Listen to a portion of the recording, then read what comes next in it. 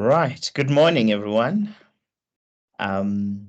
Equally excited to be here with you guys. I'm Fedi, for those that have not yet met me. I'm the one that has been sending you the welcome notes. So, as Rendani has introduced me, I'm the academic head for our EPC program. And also, let me take the opportunity to welcome our first time candidates, welcome our repeat candidates, and welcome our case study package candidates, and a welcome back to our comprehensive course candidates. Right. So we spoke about, or Rendani rather, spoke about the agenda for the session this morning, and I guess I will be tackling most part of the agenda. So I would like to have you welcome me into your ears for the next couple of hours. And hopefully it's such an engaging session, and it's a session that will trigger a lot of conversations and a lot of thoughts and a lot of things that you will be putting down as key lessons going forward for the rest of the program and your career in general. So the first part that I want to just chat to you guys about is, why are we here? And we mustn't take that for granted as to why are we here. Why would we decide that we're going to spend our money on this program? We're going to spend our time. As you can see from the timetable, those that have already had a quick look at, it's quite a comprehensive timetable. You're going to have to commit a lot of your Saturdays and a few of your Tuesday evenings, and a lot of a leave in preparations for case studies that we're going to talk about, and why. There's a big question of, why would someone want to do that? And that's what we're going to talk about. Um, and we're going to start with the slide to say, why are we here? Well, we're here because this is the biggest investment in your human capital. You are trying to invest in yourself as an individual, so that at the end of the day, you've got the designation CASA, CAZ, or in some instances, and we've got a couple of candidates that are also from Namibia as well. So the Namibian Institute as well. So, or the Eswatini Institute, which we might be having one or two of those as well. But overall, our objective is to become the chartered accountant. Reason being is that we want to invest in our human capital. But why? Why is this CASA so important? Well, it's so important for the three key reasons that you see on the right of the triangle or the pyramid. And I'm going to talk about the bottom one, because the bottom one is the one that summarizes it all. So what are those three key reasons why you want to be a chartered accountant? Well, it's a well sought out premier business designation. Well, it's not by chance that, for instance, SAICA has been recognized worldwide as the #1 designation.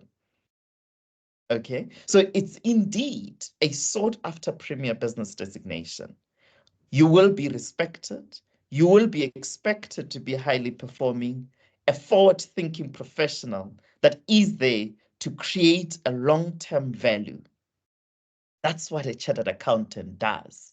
It gives you this premier business designation that Randani and I and the rest of the team members that you've seen on that slide have. Okay. Secondly, it's a globally recognized profession. A globally recognized profession. So this designation offers career mobility. It opens doors to a wide range of career opportunities and worldwide, wherever you are. Hence, South Africa has seen quite a number of exits of chartered accountants in the last 3-4 years and immigrating to foreign lands. Because when they get there, they can still be recognized as business designations that are premier and that gives them that career mobility. Thirdly, you're going to have this versatile skill set, not just for today, but for the future as well. So it enables you to navigate through any profession or any industry or any sector. Okay. This skill that it's imparting in you, it's so diverse and spans across public, private sectors, as well as the variety of industries. Okay. So those are the things that this chartered accountant designation offers to you. And that's why you chose that you want to be one of us. But it's beyond that. And what captures all of that is that at the end of the day, once you are a chartered accountant, it would be because one of those institutes are saying you are ready to be a responsible leader in business. And that's the important part. To say you are a responsible leader in business, meaning you can exercise good judgment. You can work on acts of impropriety. So when you see something wrong, you will not look the other way. You will challenge it. You will address it until it's satisfactorily addressed. You will demonstrate ethical leadership at all times. That's what responsible leaders in business do. Okay? And you will always, not a few times, not when people are looking, not people when people are watching, but you will always act to safeguard the interest of the public with rigor and integrity. Okay, so what do I mean? I mean, you come second. Once you're a chartered accountant, your interests come second. First interest that you always have to look out for is the public interest, is the interest of the public. And then it will be your interests after that. So that is what it's required to be a chartered accountant, for you to demonstrate that you can be a responsible leader in business. And this is important, guys. And this is where I usually pause. I think I'm delivering this for the 5th time over the last 5 years. And this is where Rendanu, I always pause and ask people to say, guys, the reason you've registered for this course is because you want to be that chartered accountant, you want to be that responsible business leader. And you've got to confirm now again to me, all 255 of you, you've got to pledge that that's exactly what you want. Do you still want to be a chartered accountant, guys? After what I've told you, what it requires, that you will always look out for the interest of the public. You will not look the other way when you see something wrong. You will always demonstrate the most ethical attitude and ethical behavior. And if you do, you will now put a message in the chat box to say, I do pledge that I am ready to be that chartered accountant, and I'm ready to to be a responsible business leader. It's like you are giving your hand in this never lasting marriage, and you've got to say, yes, I do. Okay. So whilst you guys do that, I'm going to then move, because I'm going to expect 255 pledges, and the rest that are also saying, Fedi, that sounds like too much. I'm not ready to do that. You will then, and sorry, Rendani, you will probably see a few deregistrations coming through, which is okay, because those will be the few that are like, this is going to be too much for me. I'm not signing up for this. But I'm seeing a lot of pledges coming through that is quite encouraging. So, guys, we are here to prepare you to be a responsible leader in business, meaning you're not going to walk this journey alone. This pledge that you're giving is not to say you are alone and you're going to do these things without any support, without any help, as yet. We're saying, no, we're going to journey with you up until the end of the program to get you ready to be this responsible leader in business. And because in this group, we have different people with different backgrounds. But what is common is that all of you guys have the highest level of education, irrespective of whether you are from a traditional CA route, whether you are from a CIMA to CA pathway, or ACCA, or wherever you're coming from. Okay, you've got the highest level of education. You've got undergraduate degrees, you've got postgraduate degrees from academic institutions. Tick. Okay. Secondly, you've got an existing contract and you are being trained either. Yes, and again, there we also have a variety of members. Some are currently in training. That's where most of you guys are. And your training officers are working with you on engagements, on tasks, on rotations, to make sure that you've got professional competencies that are required to be this responsible leader in business. Some of you guys have completed those training contracts, okay? But most of you are working through those training contracts. Tick.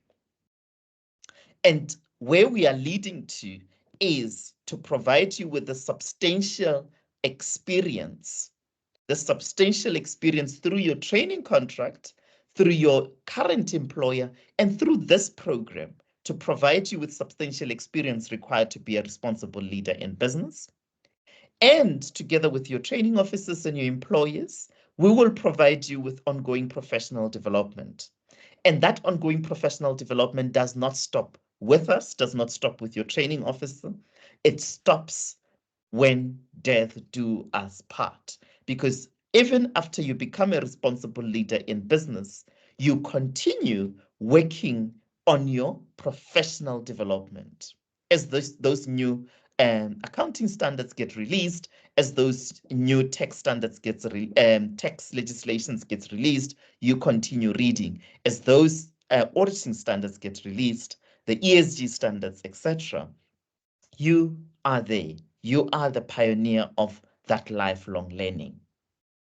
So these chartered accountants, guys, that we're talking about are professionals, okay, who, having completed a rigorous qualification process, so having completed the required education, extensive training programs, and being eligible to register as a member of SAICA, as a member of ICAS, or Institute of Chartered Accountants of Zimbabwe, or ICANN, Institute of Chartered Accountants of Namibia, respectively, fill a diverse range of roles in the economy. Okay. And I'm going to spend a bit of time on this slide. I wonder if there's any question before then I get into this important slide.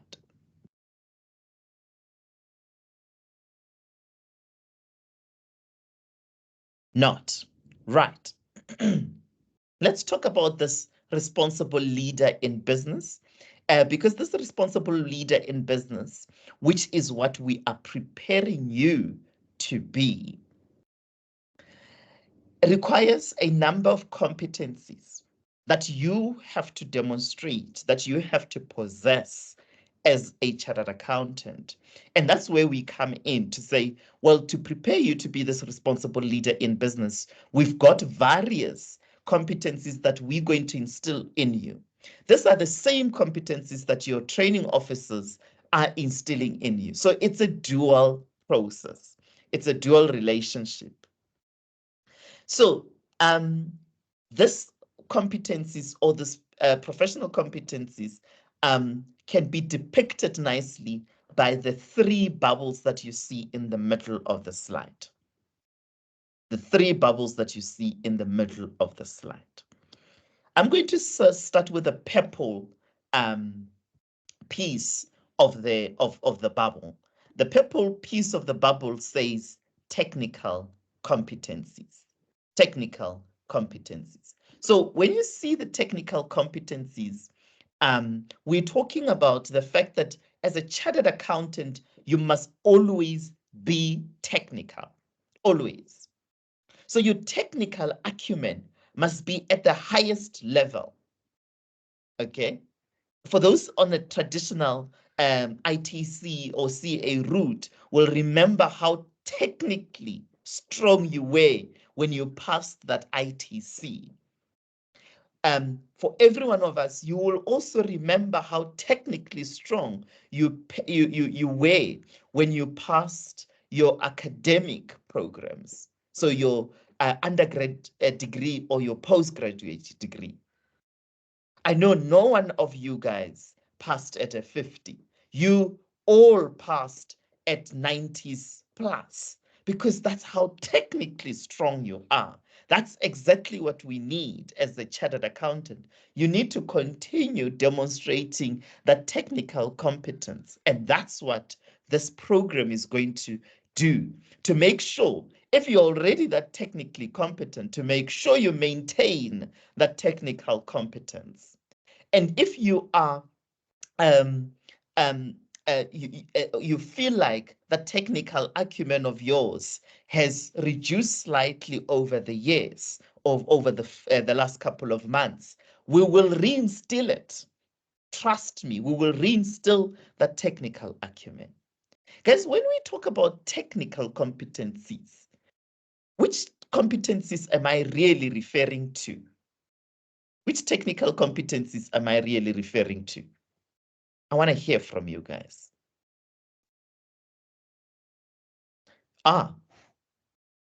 Strategy, risk management, and governance. Yes. What Rendani was talking about, Kuma. Strategy, risk management, and governance. You must know that. You must know your governance rules very well in the Companies Act, in the King Code, the risk management aspects. You must know them very well. Your strategy tools that we're going to look at when we do business acumen sessions. Audit and assurance. Yes, you must be a specialist when it comes to audit and assurance. You need to know all your ISO standards.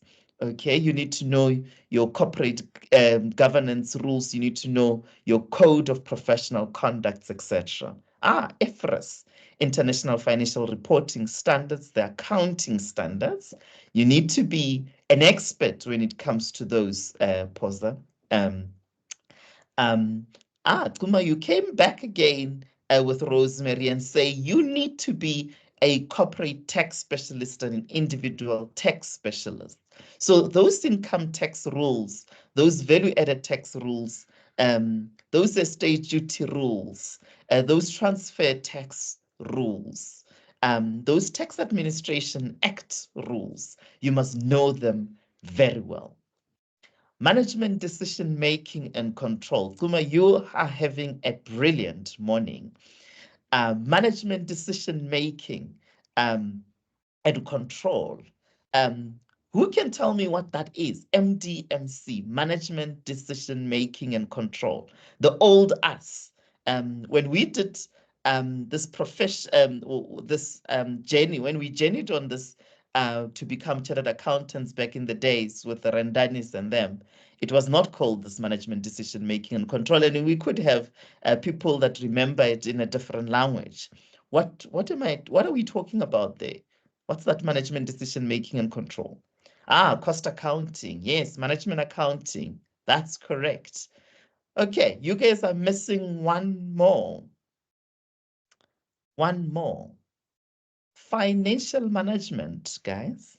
Financial management was missing. It's one of them as well. And indeed, you guys, I guess you're putting ethics as part of the technical concepts, and you will see that we actually elevate ethics outside the technical concepts. So the second bubble that we will go to is the blue bubble. So the blue bubble is the professional values and attitudes. Those are your professional values and attitudes. What do those entail? That's where ethics sit. We've got ethical leadership sitting as a professional value and an attitude. Is the top of the professional value and attitude, ethics. Secondly, in that bracket, we've got citizenship, and then we've got lifelong learning. I'm going to unpack them when we get to the necessary slide. But citizenship, lifelong learning, and ethics sits as professional values and attitudes. And this program will ensure that we instill those concepts and those attitudes in you, together with your training officers, which are already doing or have already done. And then the green bubble, it's where your enabling competencies are sitting. And that's where also this program is going to focus a lot on ensuring that you also demonstrate all these enabling competencies. I'm going to give you a few, and I'm going to unpack the detail in the necessary slides. If you guys have heard about things like critical thinking, business writing, business acumen, planning and coordination, team, or working in teams and team spirit and team working as a team, etc. We're talking about things like that. Those are your enabling competencies that we're going to unpack. All right, so once, guys, if you can possess all these different skill sets, meaning you can demonstrate that you've got the utmost technical competencies, professional values and attitudes, and enabling competencies, and you are able to integrate them, meaning your thinking is integrated. If you look at, you can see a triangle in the middle to say, it's not like as a chartered accountant, as a responsible leader in business, we will call you to a matter and say, this is a tax matter, and you need to switch off all the other competencies that you possess. No, you've got to always integrate or work in an integrated fashion in pulling all these competencies together. We always work them together, and that's what APC does. It's to bring all these competencies together and say, are you able to demonstrate professional values and attitudes? Are you able to demonstrate enabling competencies and technical competencies in an integrated fashion in a case study environment? Are you? And if you are able to do that, then we'll say you are ready for an entry into the profession of responsible leaders in business. Meaning you are going to be able to behave ethically and create sustainable value for a wide range of stakeholders by actively participating in organizations' value creation process. Okay. And also, lastly, on the slide, a CA's professional competence extends beyond just specific accounting technical expertise. It includes development of competencies that include those attributable to responsible leadership and sustainable value creation. Any question? That's fine. Not. Okay. Let me see in the chat box as well. It's a bit quiet. Thank you.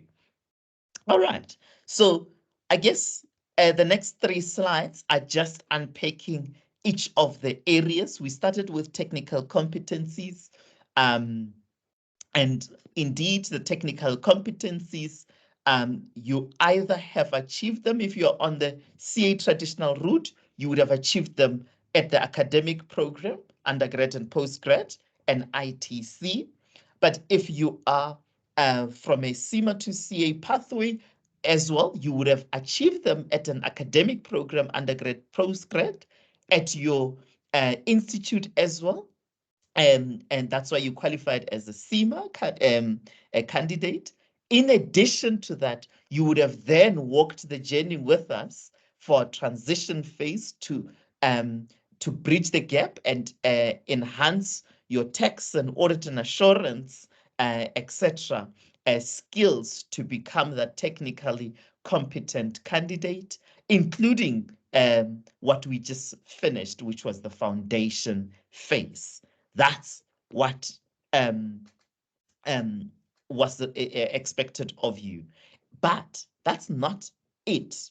It doesn't mean you guys are done now. It doesn't mean we are done with technical competencies and we're going to move only to the other competencies. Not at all, guys.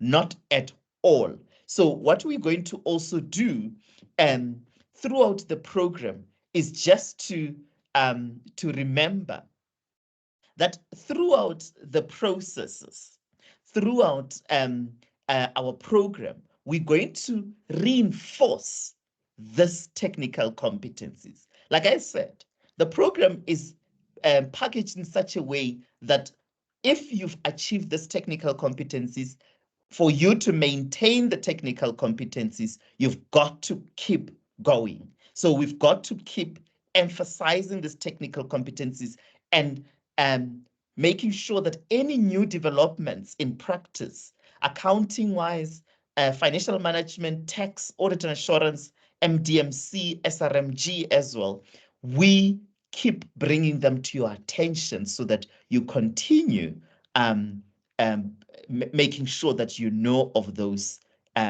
technical competencies. And in addition to that, Rendani just reminded me also that it's I must just not also focus on the CA traditional route and the CIMA to CA pathway. Remember the ACC CA as well are in the room as well. So absolutely, absolutely, continue to ensure that your technical competencies are at the top. Guys, can I ask, of these technical competencies, which one, and Renat, you usually do this nicely, maybe just put them into the chat box. Maybe I'll just actually do that. I'll say accounting and then I'll say audit, then I'll say tax, then I'll say financial management.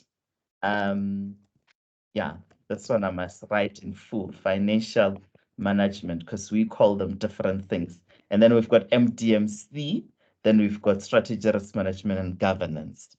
I want people to like the one that they think they need to improve sufficiently, because meaning the one that you are worried about, which one is it? Like the one that you are worried that you would like this program to really help you enhance, okay? Just like the one that you think, cheapest, you want detailed attention for us to really put through our program. Cheapest, strategy, risk management, governance, it's already at 40. Oh, well, I guess accounting is there. Okay. Oh, audit is also not behind, eh? Just like the message, guys. Don't type. Just like the message. Just so that we can see the numbers. Nice. All right. And my team will take that feedback. Yeah, no, it does look like I'm going to have to get Asan and team working, and Elton and Rendani also, and team working on strategy, risk management, and governance. Tax, Madodonge and team seems to have less work than the rest of us. I see audit is at 56, but the Jeanette also typed audit, and then it also has about 11 already. So it's getting there. Nice. Right, so guys, let's talk about professional values and attitude. So the professional values and attitudes that I spoke about are the three: the ethical leadership, the lifelong learning, and citizenship. Ethics are the cornerstone of our profession. And I want you guys to talk to me about ethical principles and values that are applied by professionals to decision-making, conduct, and the relationships between the professional, its stakeholders, and society.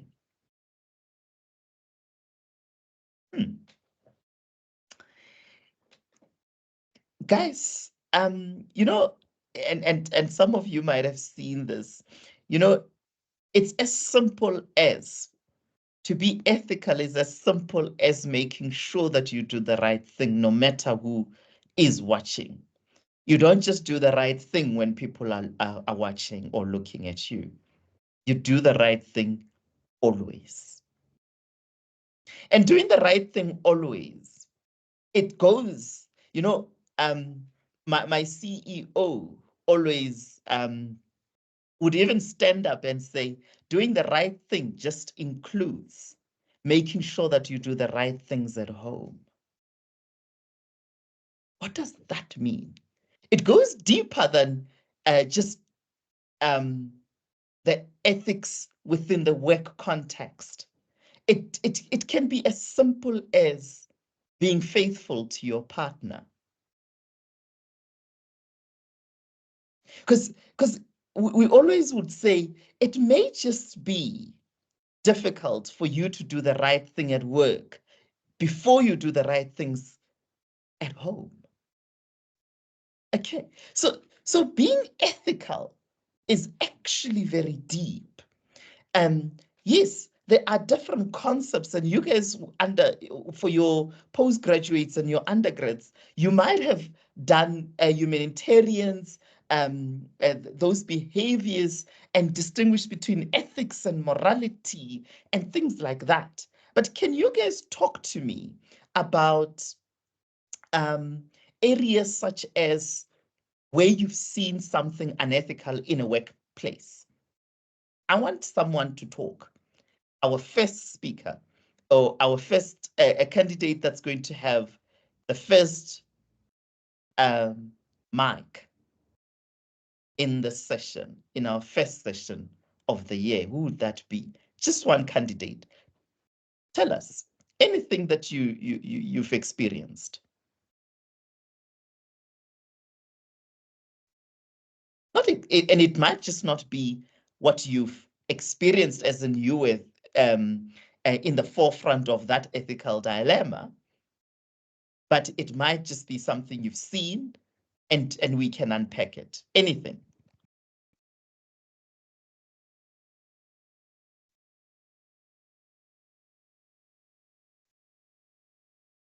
Don't see any hands going up. Are you guys still shy? Ah, Kaya. Is it Kaya Kazi? Go for it. Let it be documented that Kaya Kazi was the first candidate to speak in our session. Yes, thank you very much. I think the one thing that I've just experienced now, it's the institution has adopted a hybrid policy. So people can work from home and others, they can work from the office. So there are people who are abusing that system, and they tend to run away from the office and do their own personal things. They are not working. So I think that is so unethical, because it's like stealing a government's money, because you pretend as if you are working, yet you are doing your own personal things. So yeah, I think that's the most recent thing that happened at work from my side. And you find that others, they are doing some other businesses, but that they have not declared. But yeah, it's just that it shows that they're using time of the institution for other personal things. Thank you. Absolutely. Brilliant example. Thank you, Kayakazi.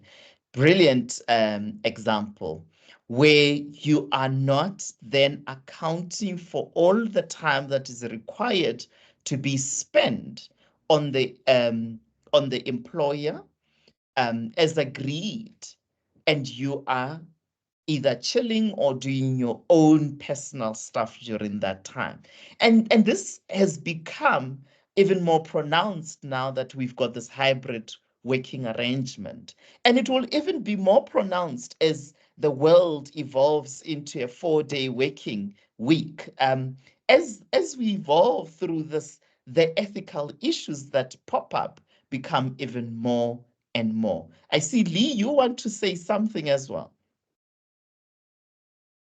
Yes, I think what I picked up in the work environment was, in terms of unethical leadership, was the boss suspending people with full pay without gathering all their facts, and that resulting a loss for the business, because I think apparently they were suspended for food.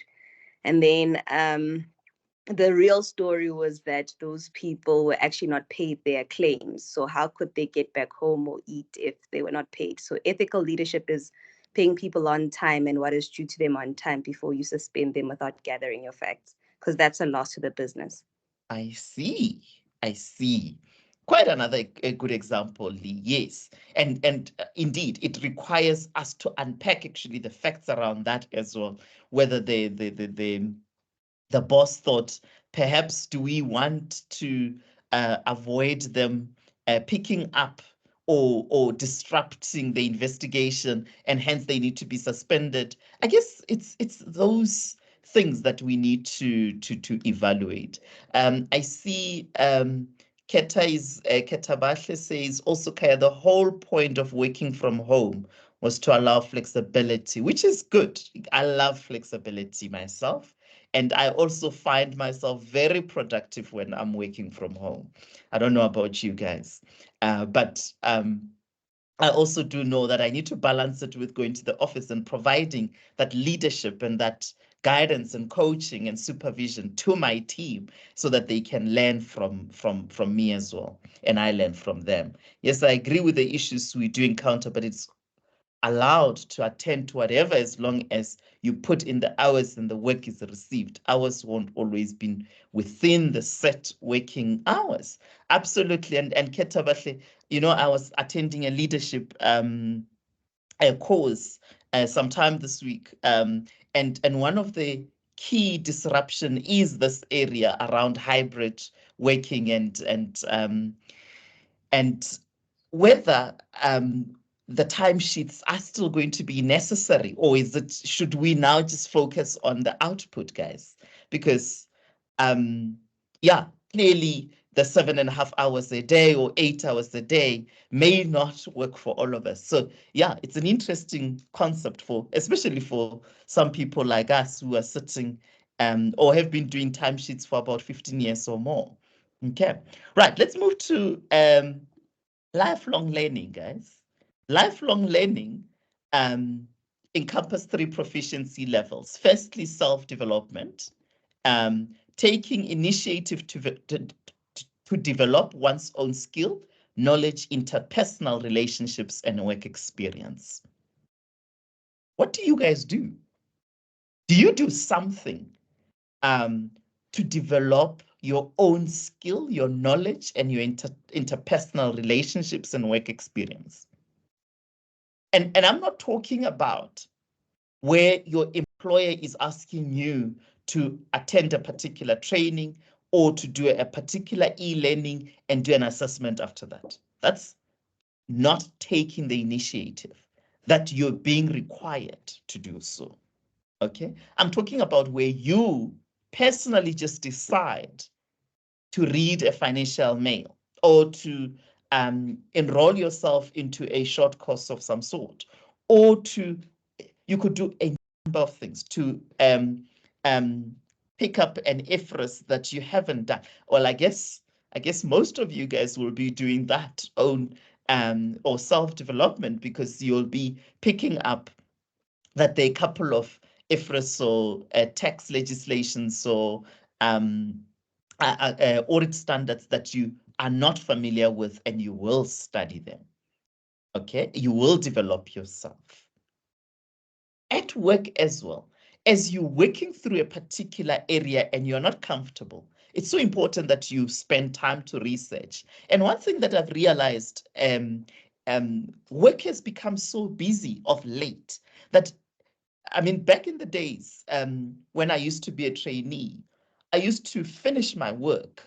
Yes, I will work long hours sometimes, but there will be some times where it's quite relaxed, and I will go and unpack standards and do nice summaries for myself because I haven't seen them. But that time is diminished over the years, and I would need to put in my own personal time to do that self-development. And that's exactly what is required here. But also to have an adaptive mindset. And this is quite key for business acumen as well, to really be able to approach a rapidly changing environment, make adjustments, thrive in difficult situations. Meaning, if we pull you out of that private company and we go and put you in a municipality in Ephraim Mohali, would you be able to thrive? If we pull you out of an auditing a parastatal and we come and put you into a bank audit, would you thrive? If we go and put you in the UK to go and audit a real estate company, would you thrive? What skills and tools would Rendani and Elton have imparted to you to make sure that you are able to adapt whichever environment you're put in? And you've got that adaptive mindset, and you're inquisitive, meaning you are curious. You want to find out new insights and new knowledge. Okay, let's see what people are saying in the chat group. Okay, I think Irene was talking about the issue of gifts by service providers. Ah, yes, Irene. Interestingly, I guess it's very nice to be in audit, because I'm not allowed to receive any gifts whatsoever, or to provide any gifts to my clients anymore.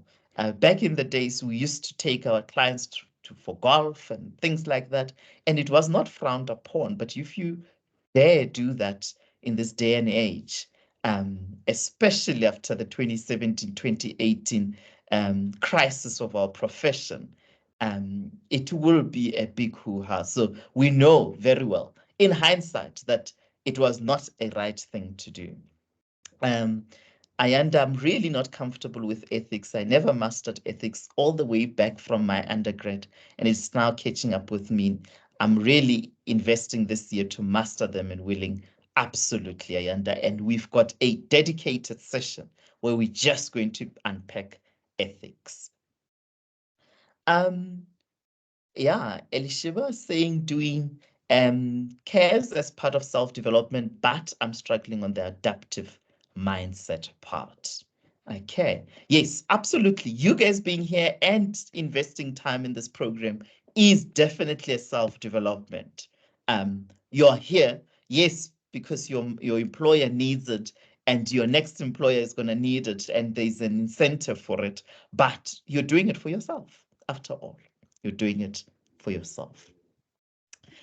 Citizenship. Oh yes, actually, Eshiba, you talked about you're struggling with adaptive mindset. Do you want to just unpack that? If you are able to chat. Hello, thank you so much. I hope you can hear me. Loud and clear.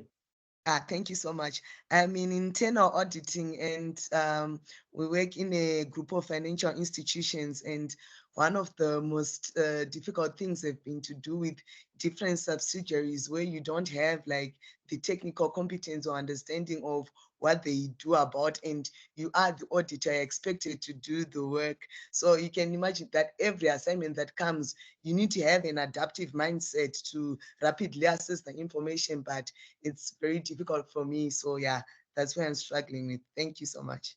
Thank you, Elishiba. And my 2 cents worth of advice there is, remember, it just needs time. You've got to invest the time, and we've got limited time because you need to go sit with those subsidiaries, arrange meetings, and to understand, or read on their websites if they've got websites, or read their documents. And that is the time that we don't have, which sometimes in this career, it takes away from our personal time. You've got to invest that time that you need to understand. Absolutely.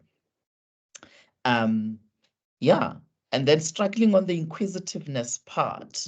Yeah, be curious, you know, and that's the part that you're going to also pick up when we do critical thinking. For you to have this lifelong learning as well, you need to be inquisitive.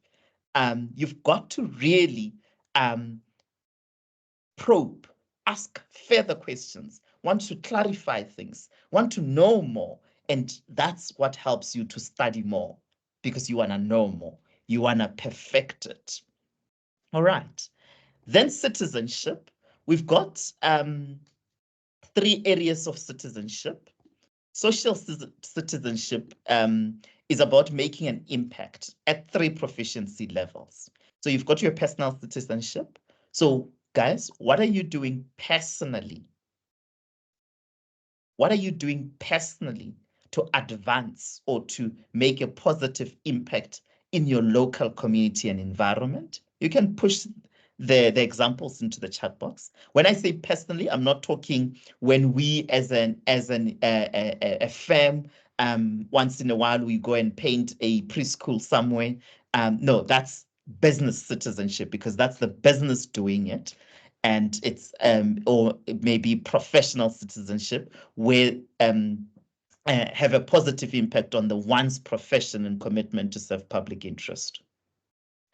But I'm talking personal citizenship. What are you guys doing personally? Donating to the needy. Good one. Rosemary, because that's coming from your personal pocket. Yeah. What else are you guys doing?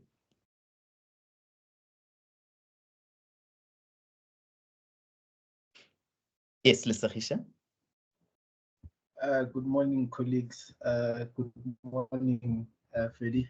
Morning. Look, I'm not sure to what extent it speaks to personal citizenship or it's linked to the others, but I know one of my great joys at home is always taking pride in looking at my siblings and always saying, at a bare minimum, what I have to read today for them, let it culture in the house. You know, things like incentivizing them to read, things like incentivizing them to engage at a level of ownership with a lot of the things that stimulate us every day. You know, if you're watching the news and another scandal comes up, whatever, at least to engage them beyond just joining in the complaining, but engage them to say, first of all, how do you think that affects you here, now, and today? Absolutely. And then second of all, then start raising them at an accountable level to say, okay, politician XYZ is doing this there, but do you identify any similarities to how it relates to you on the everyday? And I'll use a simple example. Politician XYZ stole money and it's alleged and they're in office and what have you. Versus yesterday, we sent you to go buy bread and you bought bread and gum. The gum was not what we sent you to buy, and we don't mind. But there is a certain level of entitlement that you felt because of your duty to go buy bread. You felt maybe you deserve that. You paid yourself, basically. You paid yourself. And we're not going to hold you to task for it. But do you understand how politician XYZ feels justified to pay themselves for having done this particular duty that we have sent them to do as a citizen? Yes. And there are normally the times of that type of devil advocacy, but the whole idea is to raise awareness in the home and engage, the family level at which we can at least rise together. Because the last thing I want is also to one day complain that I'm Uncle XYZ, who I also used to see growing up, who when there's a party, we don't go close to him unless we've got useful things to discuss. And it's always a joy at family gatherings to see the young ones run to me before even the adults do. And I think it's because they enjoy the openness in accountability. They're eager to share how whatever they've learned at school has worked for them, and maybe even to see if I've got any new lessons, which I must admit I'm running out of. But for me, that's an example of personal citizenship. Great, raising the community, absolutely. Making them account. Well done. I'm seeing a lot of comments. I'm loving the mentorship, guys, mentoring the young ones. Yes, financial contributions as well are coming through, tutoring, especially maths, guys. And if you find time, do that, please. Yeah, maths is key, and our community, our society is losing that slowly. So absolutely keep doing the great work. And guys, this summarizes our professional values and attitudes nicely. Ethical leadership, lifelong learning, and citizenship. And if you are in audit, for instance, when you think about citizenship and you are in audit, yes, this is going to be professional and business citizenship rather than personal, but also there is an element of personal citizenship if you're in audit, is to always remember that we're auditing those accounts not to make the client happy, is to ensure the credibility of the financial statement, looking after the public. Okay, so just reminding you that the person that we are working for is the public, to make sure that when the public place reliance on that audit opinion, they are relying on something that you have vested interest, that the interest you are looking after is that of the public, not of management of that client. Right, so those are professional values and attitudes that we're going to spend time on. Let's get into enabling competencies. Guys, enabling competencies are large, and we've got those that you see on the screen. So critical thinking, business acumen, communication skills, digital acumen, planning and organizing, emotional skills, leadership skills. Let's also put these ones in the chat box. Critical thinking. You guys are going to like the one that you think you are lacking. Okay? And because this development phase of the program, we're going to be focusing on this skills. Planning and organizing, emotional skills. Leadership skills. But let me unpack them. What is each of the skills? So let's start with critical thinking. Guys, for you to demonstrate that you're a critical thinker, meaning you must not be accepting things at fair value. You must be professionally skeptical. You must be curious. And that's why you're going to seek information from various sources. Those who've done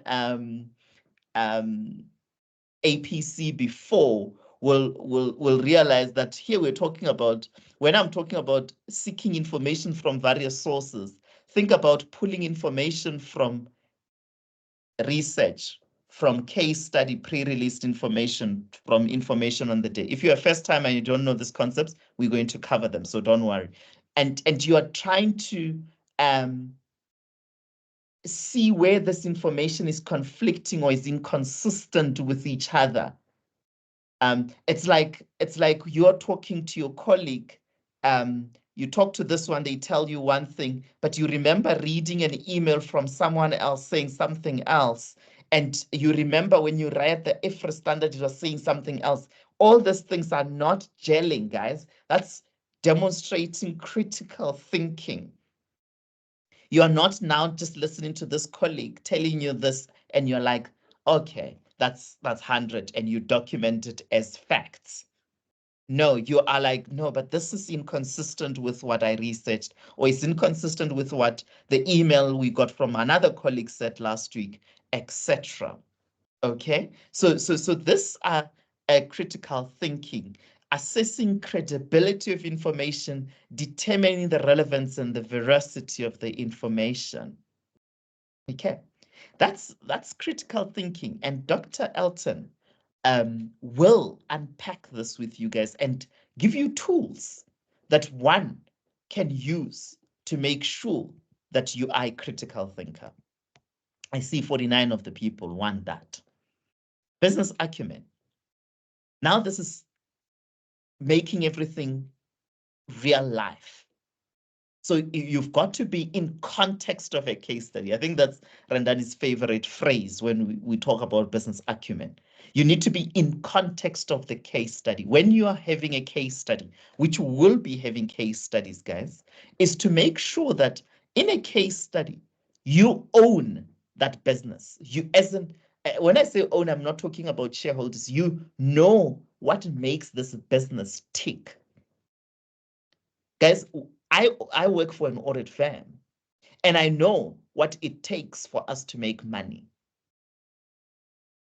Meaning I understand our business model very well. I understand the risks that we are exposed to as an audit firm, and I know how we are mitigating them. I know what will make our revenue, what will reduce our costs. I know how we are profitable, and I know what opportunities are out there for us to audit more. I know the strength of our business. I know the weaknesses. So I'm doing SWOT analysis. So understanding all that and understanding your industry is very important. We're going to give you various case studies through this year, and we're going to be changing the industries. And as we change those industries, that adaptive mindset to make sure that you consistently are in a real life context and you own the business, you understand. I can tell you that we are in a construction industry, but we are using, let's say, a KPI is a recovery rate, which we use in a professional services firm, for instance. You're going to say that doesn't make sense. Meaning, Fedi, you're not in context of the industry. We've moved from an audit firm to now a construction business. And here KPIs are, let's say, maybe time to complete a particular construction job, etc. Okay, so that's business acumen, and we will focus on that. And actually, that's the focus for the next Saturday session, and go and unpack in the phase note as to what exactly you need to do around that. Communication skills, ability to effectively exchange information in conversations or by using written or audio communication channels driven by good linguistic skills. Guys, you've got to be able to put forward your argument logically. You need to express yourself clearly. You need to lay out your information in a nice structure, and you need to always have an appropriate style and good presentation. Those are communication skills. Does anyone, Charmaine, you actually highlighted, you didn't even think it's enough to just like communication skills, but you typed it out. Are you able to open your mic and share with me, why do you also think communication skills is so important for a responsible business leader? Meaning, why is communication skills so important for us to evaluate it at APC and before we say you are ready to be a chartered accountant? Hi, Ferdinand. Hi. So I personally think that most of us, as at the level that we are, we probably have the technical knowledge. We know what needs to be done. We know how to do it. But unfortunately, for some like myself, we do not know how to then communicate that in a way that is totally understood, or in a way that like that adds value to the situation at hand. Absolutely. Valuable. And what I like is the fact that you say most of us probably are technically competent, but we don't have this enabling competencies, and one of them being communication skills.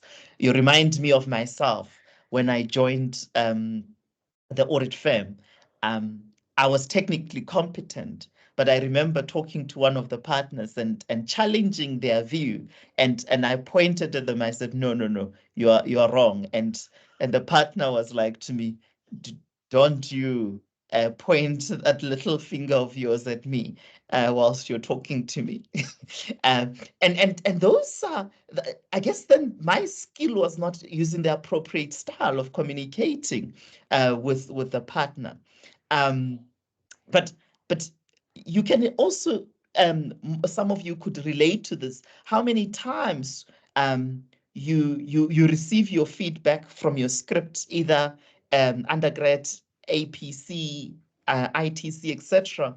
And when you look at it and you compare it with the solution, you're like, I actually thought about this point. I just didn't put it down. Or I put it down, but I didn't give the reasons why. Meaning, if you didn't give the reasons why, it means you didn't have logical argument. You didn't put it forward. Even though you thought about it, you didn't put it down. So they couldn't assess anything. They couldn't assess your thoughts on paper.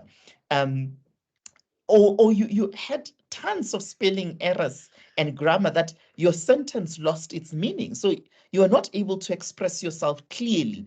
Or you actually, how many of you guys wish this was an oral exam, because you're so brilliant to talk, but when you need to sit and type it out, your mind, because you are very good in thinking and expressing yourself verbally, you are too quick. Whatever you've thought and you verbalized, you think you've put it down, but you actually are skipping words, or you're skipping sentences and thoughts that are going to be important to back up your idea or your conclusion.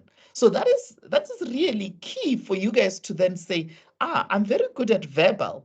I need to then slow down my thinking so that my thinking is at the same rate as my typing, so that everything that I'm thinking goes down into this paper. Those are some of the business writing skills that we need to enhance and make sure that you are brilliant at. Okay.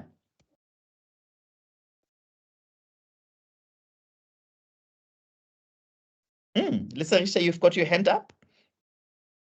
Yeah, just as one addition to that, actually, Freddie, that was something I think I hadn't picked up, I struggled with a few years back.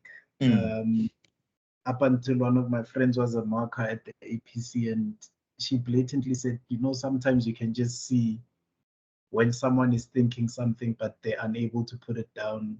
And I think for the past couple of years, I've just said to my friends that whenever you talk to me, and especially if we're discussing something important that I normally would have good insights on, actually force me to write you a letter or write it to you than a phone call, because a phone call is comforting. But I felt at that point it was disadvantaging me because it was disenabling my ability to articulate myself correctly in written format. Yes. And for you, we want you to be in both, in a written format and in a verbal format. Okay. Yeah. But most of you guys have been through Model C schools, and you are the new generation. So you guys know how to express yourself verbally very well. But put it down in a document. Great. So our business writing experts are going to work with you guys. Is it towards the end of May or early June? They're going to work with you guys on making sure that your thoughts make it to the paper with depth and coverage, which we're going to unpack. Digital acumen.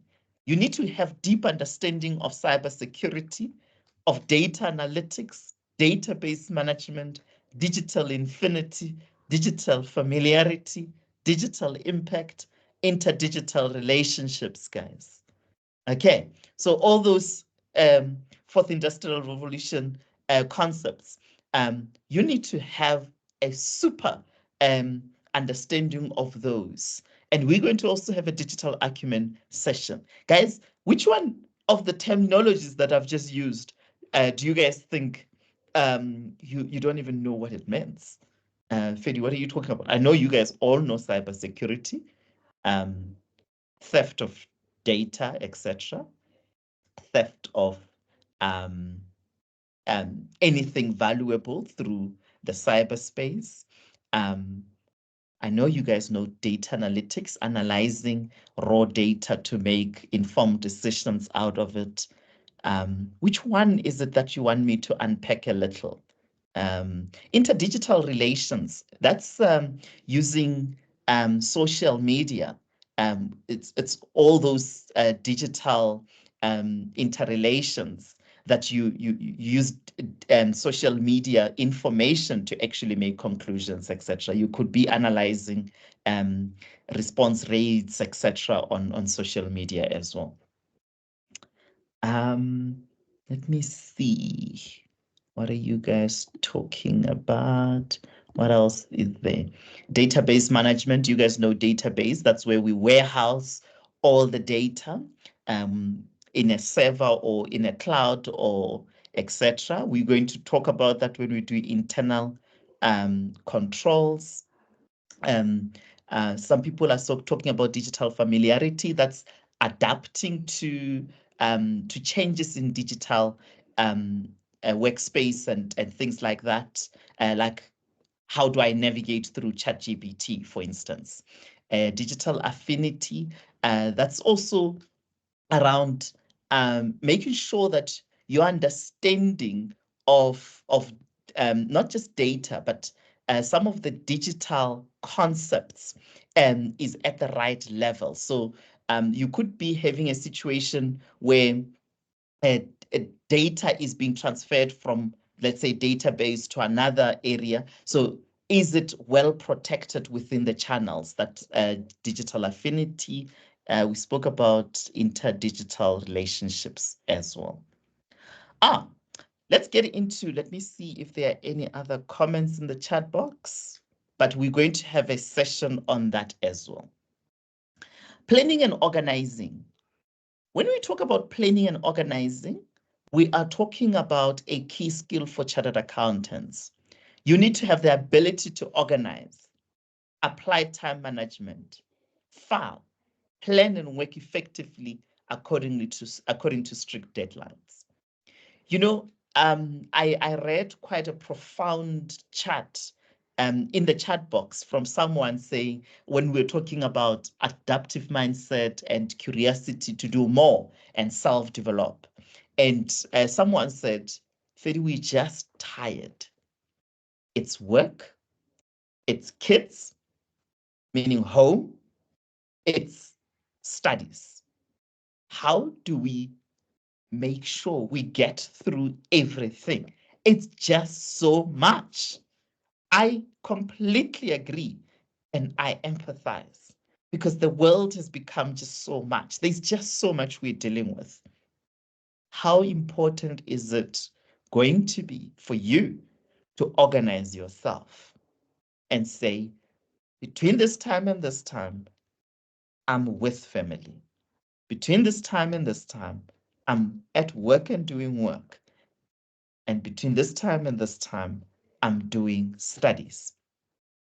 And if you've got an 8-hour exam, this 8-hour exam, I've got 7 tasks. I'm going to talk about that. How do I allocate time sufficiently to make sure that I finish this exam? So, and when you are with whoever you are with, you are present. You are doing exactly that. You know, back in the days before I had family, and I didn't have studies, when I was at work, I could spend 2 days just, you know, chit-chatting with my colleagues and talking shop about what happened the weekend. Now I can't afford that because, back in the days why could I afford to do that? Because I had the evening where I could use to catch up on work. But now I don't. So planning and organizing is going to be a key skill. It's an enabling competencies for responsible business leaders, guys. Okay. Because when you qualify to become a chartered accountant, responsibilities get added, work, home, etc. And your life is evolving, and you've got this limited time. Okay. Any question on planning and organizing before I go to emotional skills? I see some comments in there. And failing. Wisani, I'm not sure what you're talking about. Maybe just unpack it for us. Probably you were continuing from one of my sentences. Good day, everyone. Good day.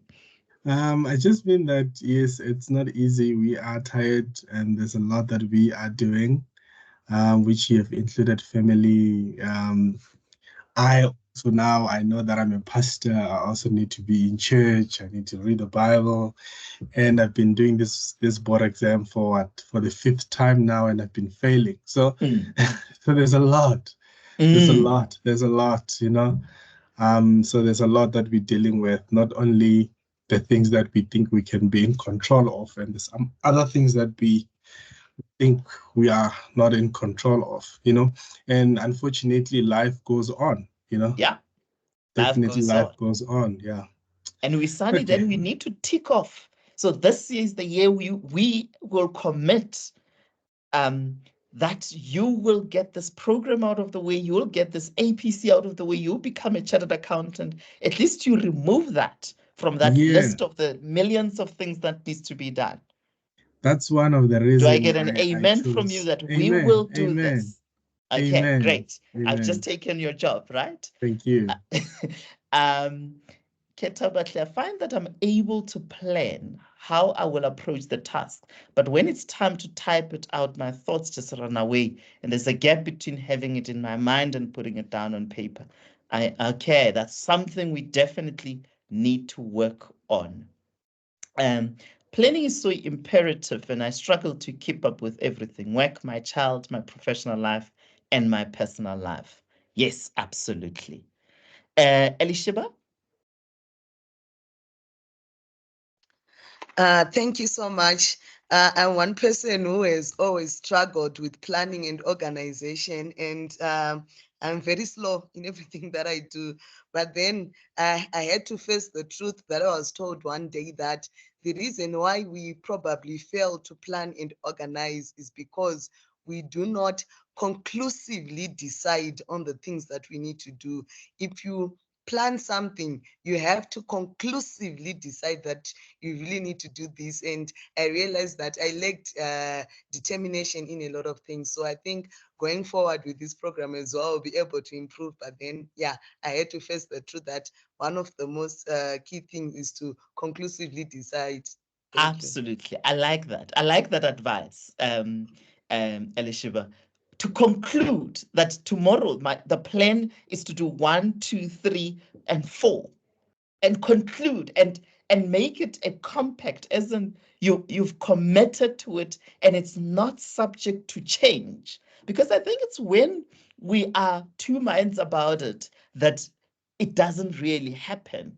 You know, interestingly, I always talk to my wife about not being conclusive, especially when it comes to committing, let's say, committing to go meet up a friend, and she will tell me, oh, this friend of mine wants to meet up, and we said we might do it on Saturday. Then I'll say, is it happening, or it might happen? Like, what is it?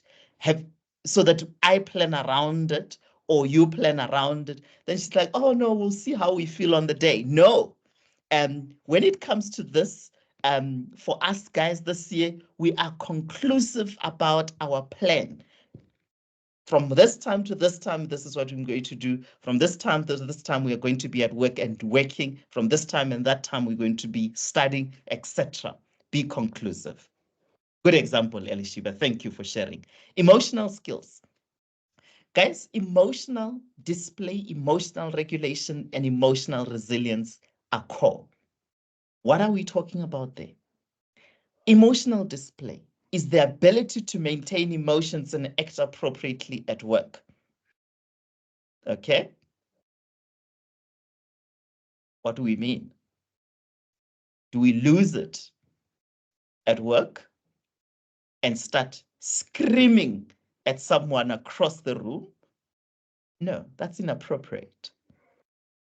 But do we tell them how we feel? Absolutely. When we are disappointed at their work, we tell them. But you maintain your emotions and you verbalize your disappointment appropriately. Okay, how many of you guys got shouted at by managers? I'm sure you didn't like it. Please don't shout. Okay. Does it mean don't what's the word? Deliver tough messages? Definitely deliver the tough message, calmly so. Emotional regulation, it's part of that. Ability to manage stress in front of clients and co-workers. Guys, when you know this client or this co-worker has just pushed the buttons, it's actually, you are feeling it in here. Okay, breathe. And verbalize your disappointment, but let's not have a screaming match. Emotional resilience, ability to remain focused on using rational thinking despite emotional stress over a period of time. Guys, I think emotional resilience is one thing that will be tested of you this year. Okay, you know that 8 hour, so many things could go wrong. I've gotten millions of examples. Some people said, I even had Eric was mentioning it at one of the open days, that someone forgot their laptops and they arrived at the venue for the assessment and they didn't have their laptop. It wasn't, yes, maybe you could say planning and coordination was lacking because they should have put those things in their car a night before or something like that, and you could have planned, and yes, then we will blame planning and coordination, but you could have planned. Maybe then the person and you put your laptop at the back of your car, and the morning you start your car and it doesn't work and it doesn't want to start. Now you need to use an Uber. Then you quickly call an Uber, and then you're jumping into an Uber and you forget that the laptop is at the back of your car. And guys, this is emotional regulation. When you get to the exam venue, you need to just always focus on the goal. The goal is you are passing APC this year, and there's nothing else. So you need to be like, right, I'm in this mess. I cannot afford to panic. I cannot afford to shake. So how do I get, what's the best alternative? Do I raise my hand and ask for a new laptop with a keypad that I'm not used to? And I've got to accept that and deal with it immediately, meaning you can't for the rest of the 8 hours be thinking about, oh, this laptop it's got a keypad that I've never used before and it's stressing me out. You cannot. You make a decision right there and then. Or do I quickly drive back home and I'm going to be 30 minutes late, meaning I'm going to ride for 7 hour, 30 minutes. Which is it going to be? You make a decision and you walk with it, meaning you run with it, actually. So those are the emotional regulations. And 4 hours into the exam, your software just kicks you out. Your network doesn't work. What do? You've got to be like, the focus is to pass this at all costs. Let me do whatever it takes. And I cannot afford to panic and be like, I'm hopeless. Like, guys, today I'm just being tested at all fronts. No, you've got to make a plan and work with the plan. It's like when, that last week of audit sign-off, things just falls apart, but we do everything. You make sure you regulate your emotions. You make sure that you breathe in, breathe out. You do whatever it takes. And our coaches are going to help you guys with all these emotional skills. And you do it. But at the end of the day, you have to focus on the goal. I see a lot of emotions have been triggered in the chat.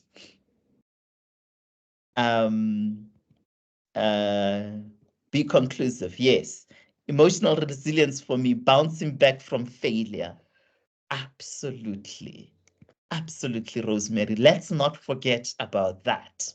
How do you bounce back? I'm sure we've got a lot of candidates in here who are repeat candidates. And they've just not yet dealt with the fact that I'm back at this. And it's going to be another tough year. Okay. First attempt at APC in 2023, and I'm back at it, giving it another shot. Well done, Rosemary, for being here and for pitching and say, guys, I'm going to give it yet another big shot. Ketabahle, emotional intelligence is very hard when that one coworker makes it their job to put you down and just provoke you. You're absolutely, and you've got to be the bigger person. Absolutely. I'm one of those who forgot the laptop. Whereas we stopped just after we left to check if I had everything, and it just didn't click in my mind that I did not pack it. In hindsight, it may seem funny, Ketabahle, but in the moment, I'm sure you were sweating when you realized that you did forget your laptop. But you emotionally regulate yourself. You make a new plan. That's what CAs do. You are solution orientated. Yeah, guys, lots of messages. I'm not going to be able to get through all of them.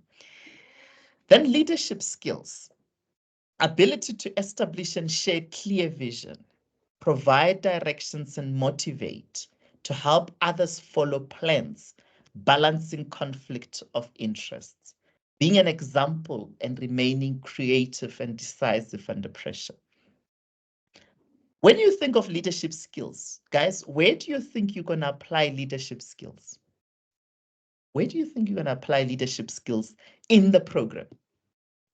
I know you are probably currently applying leadership skills at work, at home, etc. But in the program, in the APC, when do you think your leadership skills will have to be top-notch? Oh, we've got a hand up. William.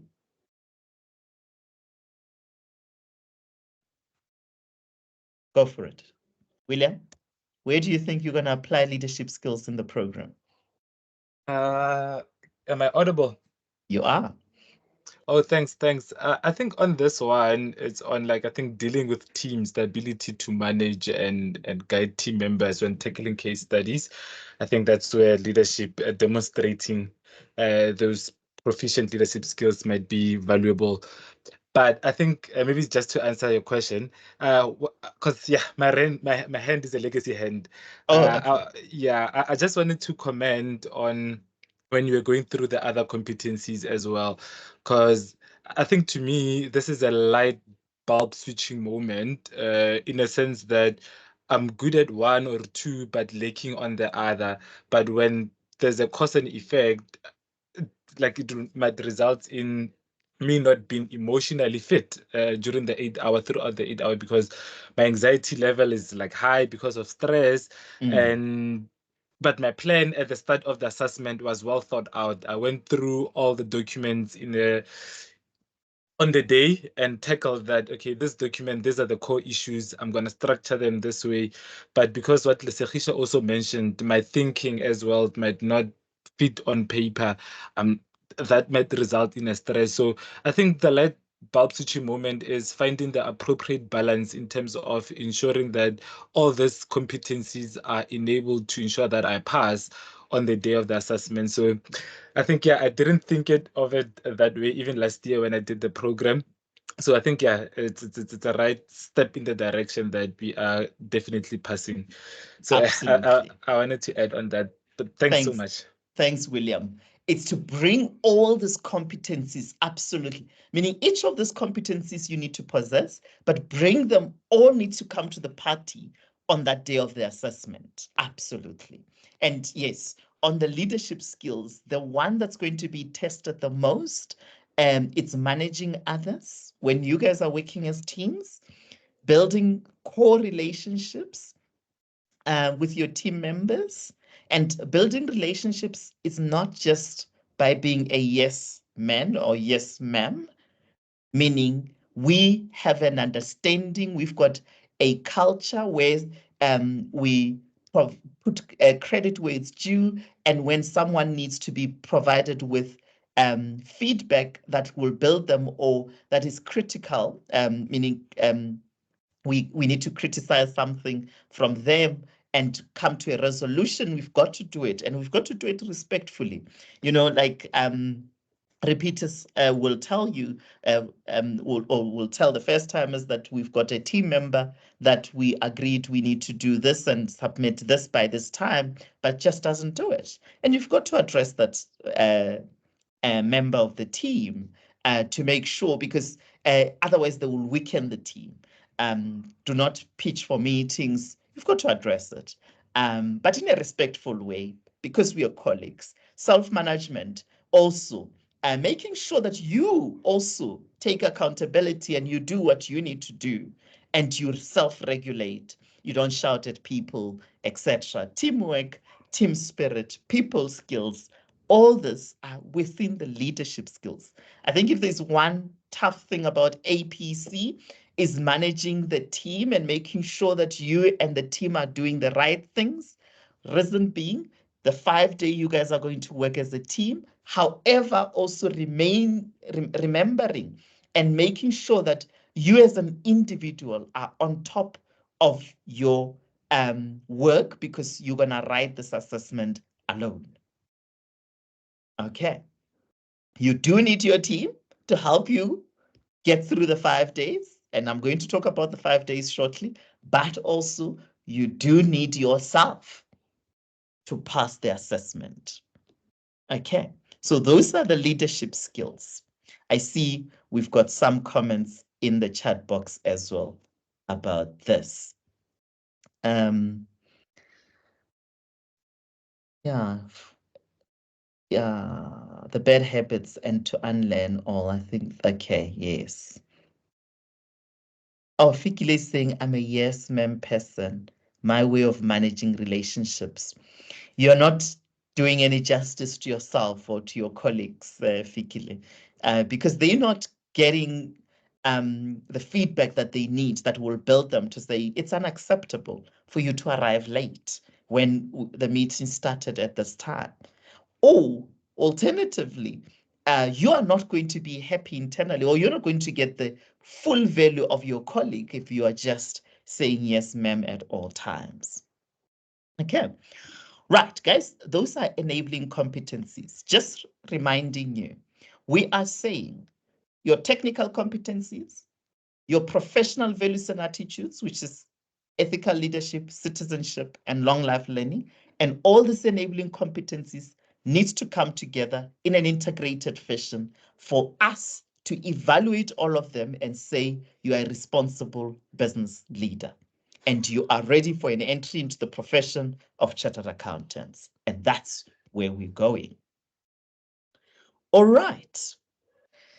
Oh, yeah, I made it to here sooner than I thought. No, actually, yes. Okay.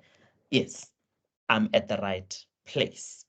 Because then after the slide, then we do our break at 10:30. Right, let's talk about our APC assessment. In a nutshell, what does APC mean? What are you being assessed on? You know, all those three bubbles, professional values and attitudes, technical competencies, and enabling competencies are going to be assessed.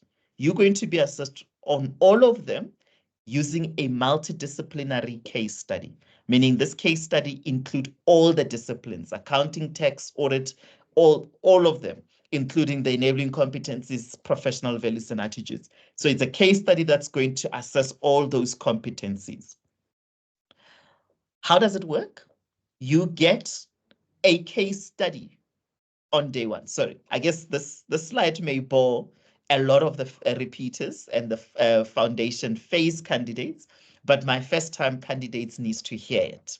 But if you are repeaters, I like what was said also in the message. We need to unlearn certain bad habits. So it's important to listen again. And if you're foundation phase candidates as well, to listen, because the second time it will also gel well. So on a Friday morning, by 8 o'clock, you will receive a portion of the case study. So we call it half of the case study. And that document, we call it a pre-released information. Friday morning, you receive what we call a pre-released information. In short, we also call it a PRI. And it's about 15 pages, this pre-released information, plus or minus. And that's the document that you've got to work through to make sure that you prepare yourself for the day of the assessment. So what does this pre-released information contain? The pre-released information contains things such as the background of the company that you're working for, who you are. So you're going to be given a name, okay? You might be known as William, but we're going to give you a new name. And when you're going to respond and sign off things, don't say kind regards William. No, you're no longer William. You've got a name. Okay. And then you're going to be given a name. You're going to be given a company that you work for, meaning you're going to have have an adaptive mind to that company and do everything to understand the context that Rendani was talking about, the context of this business, meaning demonstrate business acumen for every case study. And it will also contain things that we call triggers, meaning things that management of this company would like you to work through and make sure you are technically competent in and be able to help them on day 6. Okay, so these triggers are things that they will say, please work with me on 1, 2, 3, or work on 1, 2, 3, because on day 6, I'm going to need help in it. I'm going to give you an example. They may say, oh yes, here's our business, you work with us here, and the finance manager may send you an email and say, please make sure that you familiarize yourself with IAS 12, because I'm going to need your help with a deferred tax calculation. Okay, so you know very well, on the day of the assessment, they're going to ask you to do something around the deferred tax calculation. Either they're going to ask you to prepare deferred tax calculation or to review it, etc. So you've got to go and study IAS 12 and do examples on IS 12 and know how IS 12 affects this business of ours. Okay, so that's sitting in what we call the pre-release information. And then from there on, you've got this 5 days. So Friday, the whole of Friday, you've got the Saturday, you've got the Sunday, you've got the Monday, you've got the Tuesday to prepare for everything that they asked you to prepare for. Meaning working on those triggers, researching and studying. I cannot emphasize the importance of studying. Whatever you are researching and you are finding out, you're studying it. Is as much as you are summarizing some of the things and putting them in what we call a file that you can refer to, you can bring it the day of the assessment and to bring it to the exam venue. As much as the information is going to be there summarized by you and you've printed it nicely, you've got to study it. Because I don't want to see you studying that information in the exam. Okay? Because if you don't know it, but you've put it in the file, you may think, oh, in the exam, I'll just page through and see, oh, deferred tax, how do we calculate it again? Oh, I need a carrying amount. What's a carrying amount again? Oh, I've got a definition of a carrying amount and I've got a definition of a tax base. What does it say again? If guys, you can't be doing that. You can't be studying those definitions and those concepts and those examples in the file, in the exam, because then you're not going to finish that exam. So the studying need to have happened outside. Their file is just a pillow, it's just a cushion in case there's one tiny thing that you forgot that you'll go back to.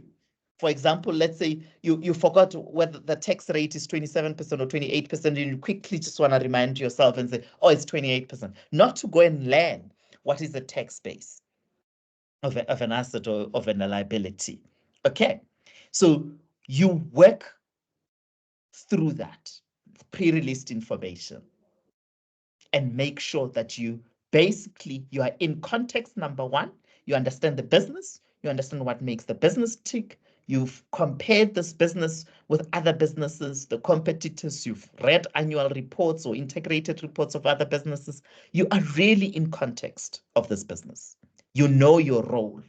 You've worked through the triggers, and you've studied them, you've researched them, you've studied everything. Everything is in here. And I always say, you are then the subject area expert. So when you go to bed every day on your triggers, you've got to say, on the things that I've prepared, am I a subject area expert of deferred tax? I can walk into a room full of deferred tax experts and I can have a full conversation and they can learn a thing or two from me. I can walk into a client that have got no clue about deferred tax and I can teach them how to do deferred tax and they will learn lots from me.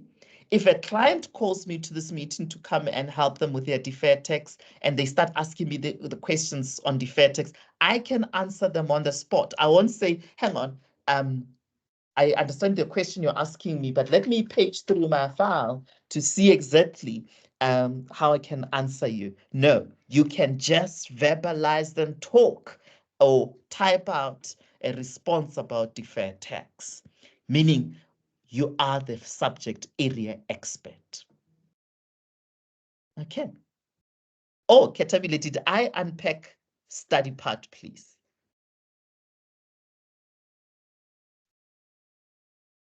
Did I now do it? Ketabahle? Did I unpack the study? That's what I mean when I say study. You've got to really study like you are studying for a CTA exam or an undergrad exam. Yes, thank you very much. Good, good. All right. Then over and above that, then we've got Hi, Fedi. Yes, go for it. Sorry, who's talking? My name is Kudzi. Oh, Kudzanai. Yes. Ah, fantastic. So just to Okay, so just a quick one. So on the pre-list information, the PRI, the 15-pager scenario or scenario. Okay. So I heard you mention that it probably have maybe 7 or 8 triggers. Now my question is, when you're doing your research or you're studying, are you focusing on those 8 triggers that you probably see in that case study and nothing else, or you have a leeway of going over and above other things? Obviously, because you don't know what's going to come on Wednesday or something. Maybe if you can touch base on that one. Fantastic, Kudzi. I guess, yes, if let's say your case study has got 8 triggers, you can't study for less. I just wanted to exclude that. So you've got to study all of them. And generally speaking, you guys will agree with your teams as to how you want to work through those 8 together. And as you do, you will be going deeper and deeper per trigger of the 8. And you will allocate time as to when do you work through which one, because you've got 5 days only. And you'll realize that that 5 days is not a whole lot of days. And you might need to work 12-hour day or 14-hour day because you've got to get through a lot. And you're asking an important question of, can I go over and above? I guess my question to you, Kudzi, is what more would you want to study?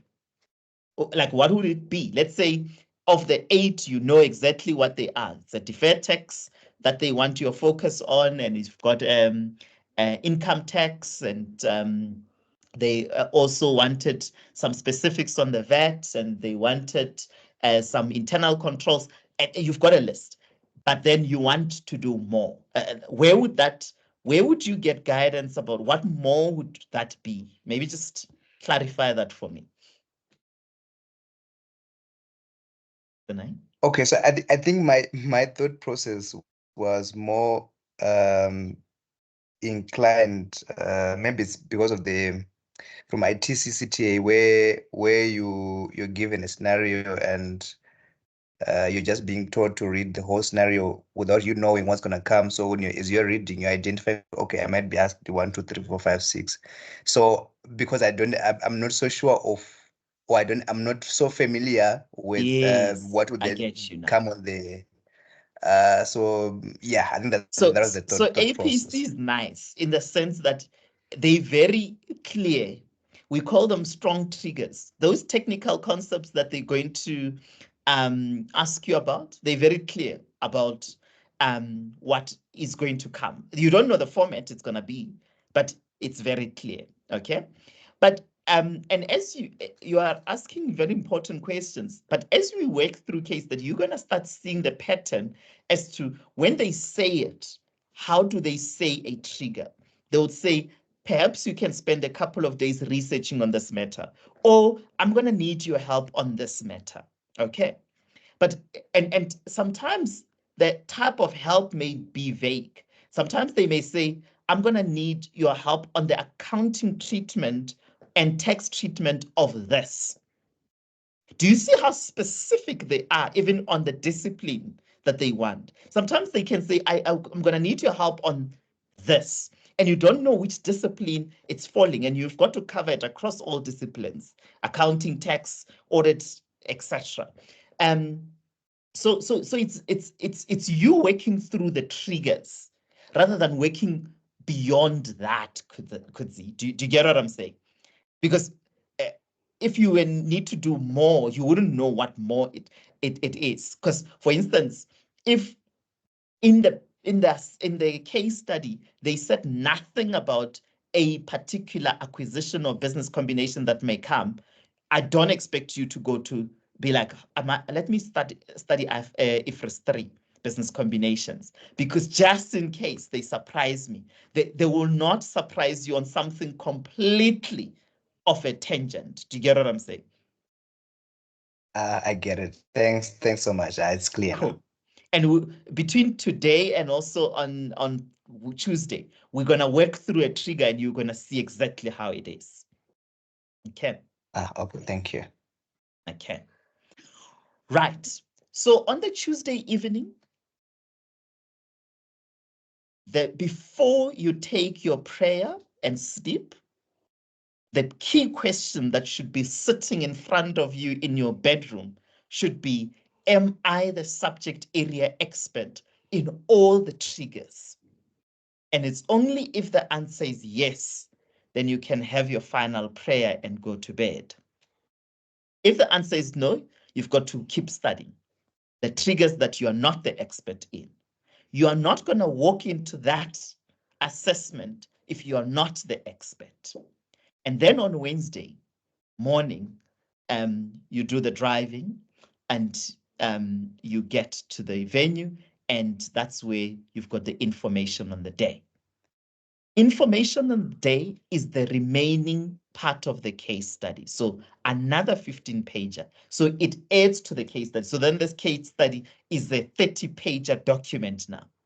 Because here they were telling you about the business and things they're going to need help in. And now this information on the day, also called IOD, is now saying, right, help me review this deferred tax calculation and give me review notes. And you see an attachment with a deferred tax calculation, and then you've got to review and provide review notes. So it's going to have, let's say, again, 7 to 9 tasks. Okay, so there's what we call a task list that summarizes the tasks that are coming from the information on the day. So it's sort of like the task list is sort of like your required, if you guys remember what a required is. Okay, so then now you've got to respond to each and every of the tasks. There's no respond to 5 of the 7. No, you have to respond to all of them. And not responding to one of them will lead you to automatically failing the assessment. So you've got to respond to all of them within 8 hours. So it's like a full day at work where you got, let's say, 7 to 9 emails from your superiors, and you are responding to those tasks the whole day. The whole day. You can even take a 1 hour lunch. And I guess because it's a full day at work, if you want to have 1 hour lunch, you can. I see people, the repeaters are laughing to say, you are not going to take a 1 hour lunch because there's just so much. Have you guys ever experienced a full busy day at work, like that you are sweating and you are just grinding? That's exactly how it feels like. Okay. William, I'm going to take your hand and I'm going to respond to Rosemary's question, and then we're taking a break. William, what's your question? Thanks, Mr. Muketio. The luxury of that 1 hour, will appreciate it in the exam. The what? No, I'm saying the luxury of having an hour break during that exam. It will be highly appreciated if possible. Absolutely. When I'm having a busy day at work, like Ketabahle, I eat by my desk.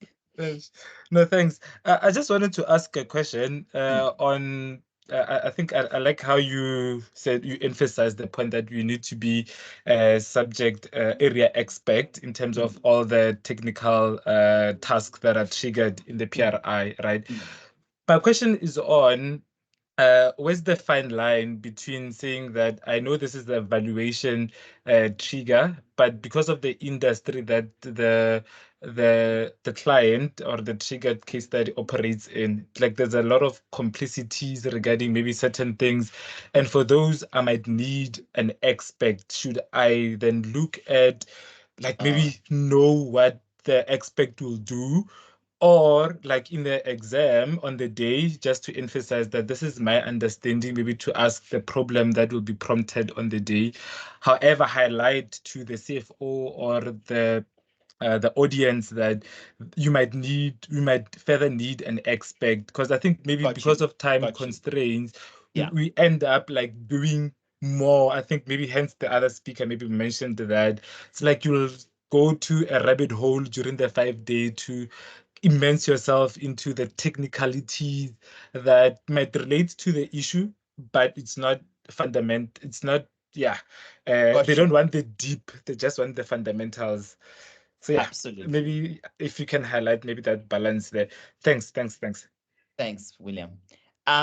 Maybe yes, because I think your two questions with Rosemary's question are intertwined. Let's start with Rosemary. Can you be an expert in all triggers, though? You have to be. That's why the 5 days, Rosemary. You have to be. It's non-negotiable.